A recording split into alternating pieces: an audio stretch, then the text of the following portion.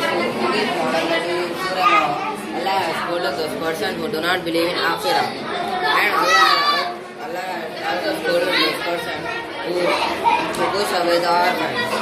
And those persons who do not encourage others to give food to the needy people.